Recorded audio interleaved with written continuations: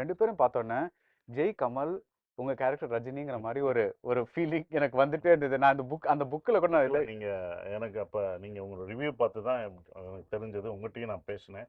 அந்த புக்கு இதுல சொல்லும்போது நீங்க சொன்னீங்க. நான் இன்ஸ்பயர் பண்ணதே அதுதான் சார். நான் வந்து ஆ, கமல் சாரும், ரஜினி சாரும் இந்த கேரக்டர் பண்ணா எப்படி இருக்கும்? அப்படிதான் நான் யோசிச்சேன். எல்லாம் ஸ்கிரிப்ட் எல்லாம் முடிச்ச பிறகு ஒவ்வொருத்தருக்கும் ஒரு இது கொடுக்கணும், ஒரு ஆட்டிடியூட் கொடுக்கணும் அப்படின்னு நினைக்கும்போது, அப்ப அழகர் வந்து கமல் சார் லவ் பண்றனால, அதனால தான் நீங்க பார்த்தீங்கன்னா, ஜெயோட ட்ரெஸ், காஸ்டியூம் எல்லாமே வந்து கலர்ஃபுல்லா இருக்கும். கமல் கலர்ஃபுல்லா சார் போற மாதிரி இருக்கும். அவர் டிஸ்கோ டிஸ்கோ தான் வச்சிருப்பாரு. ஆமா. இப்போ என்னோட கேரக்டர் பார்த்தீங்கன்னா, ரஜினி சார் அப்போ போடுற அந்த செக்டு ஷர்ட்டு, இந்த இது அப்படி இருக்கும். ஸ்டெப் கட்டிங்னு அப்போ சொல்லுவாங்க. இப்படி சீவி இருப்பேன். ஆமாமா.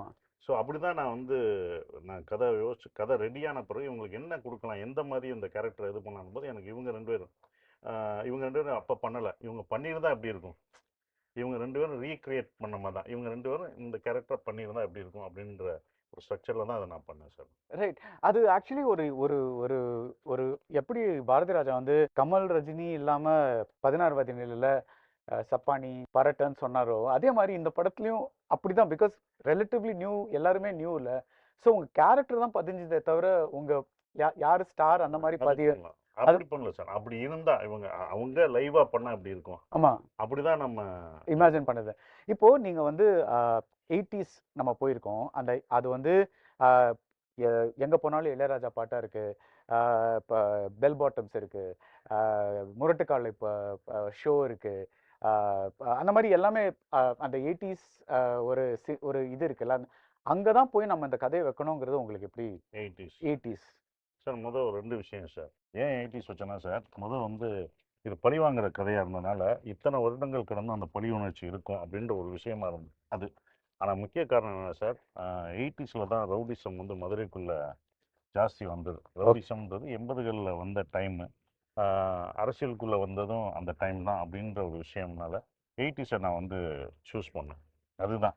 ஆனா அதுக்கு முன்னாடி நான் சொல்லிட்டேன் 80 அப்போ வந்து 80ஸ்ன்னு சொல்ல அந்த பெல் பாட்டம் அந்த இதையும் காமிக்கலாம் அப்படின்ற ஒரு விஷயத்துக்கு முக்கிய காரணம் வந்து 80ஸ்ல தான் ரவுடிசம் ஜாஸ்தி வந்தது.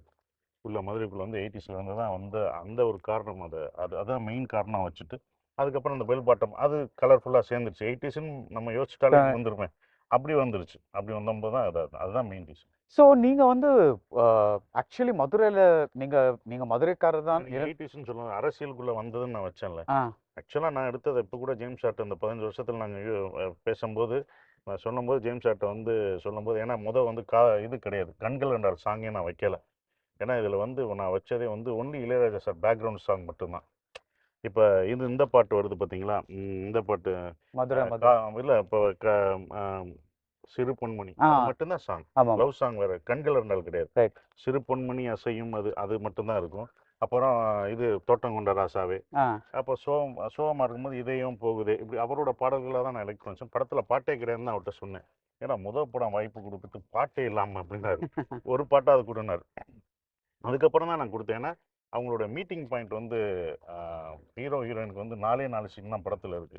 அப்ப கண்கள் 2 நாள் வைப்போம் அப்படின்னா, கண்கள் 2 நாள் சாங் வைப்போம்ன்றது அப்ப தான் முடிவு பண்ணேன். இல்ல அவங்க மீட் பண்ற படம் பார்த்தீங்கன்னா, ஃபர்ஸ்ட் ஹாஃப்ல 2 சீன், செகண்ட் ஹாஃப் 2 சீன். கண்கள் 2 நாள் எடுத்து பார்த்துட்டீங்கன்னா, 4 சீன் தான் இருக்கும். அப்ப இன்னும் தேவைப்பட்டது இவங்க காதல சொல்றதுக்கு டப்புன்னு முடிஞ்சிரும். இவங்க காதல் புடிச்சா தான் கிளைமேக்ஸ்ல இவங்க பிரியறது வழி இருக்கும்னு நெனச்சுட்டு, திருப்பி போனேன். சார் சாங் குடுங்க. அப்ப அவர் சந்தோஷப்பட்டார். ஒரு சாங் வேணும். வாங்கன்னு கண்கள் 2 நாள் பண்ணோம். இந்த கண்கள் என்றால் வச்சோடனே அந்த பாட்டு நல்லா இருந்தோடனே நம்மளும் வந்து அதுக்கு ஒரு வேலை பார்ப்போமா சார் நல்ல ஒவ்வொரு மாண்டேஜஸாக பண்ணோடனே அது என்ன ஆயிடுச்சுன்னா காதல் படம் ஆயிடுச்சு. அதான் சொன்னேன் அந்த லவ் அப்படின்றது மேலும் இருந்துச்சு. ஆனால் அது இன்டைரக்டாக உள்ளுக்குள்ளே வந்து ஒரு அரசியல் வச்சுக்கிட்டே இருக்கு. அதுதான் அரசியல் படம் ஆக்சுவலாக. சுப்பிரமணியன்றது ஒரு பாலிடிக்ஸ் படம் தான். அதுக்குள்ளே பாலிடிக்ஸ் இருந்துகிட்டே இருக்கு. நீங்கள் அந்த கண்கள் தூக்கிட்டு அந்த படத்தை இப்போ பார்த்தீங்கன்னா அந்த லவ் போர்ஷனை தூக்கிட்டு பார்த்தீங்கன்னா அரசியல் தான். ஆமாமா. அந்த 4 அண்ணன் தம்பிக்குள்ள வந்து அவங்க அரசியலுக்கு எப்படி இவங்கள பயன்படுத்திக்கிறாங்க. ஆமா. இவங்க எப்படி ரவுடிசம் ஆகுறாங்கன்ற அந்த கான்செப்ட் தான் இருக்கும். அதுதான் நான் மெயினா ஆக்சுவலி ஒரு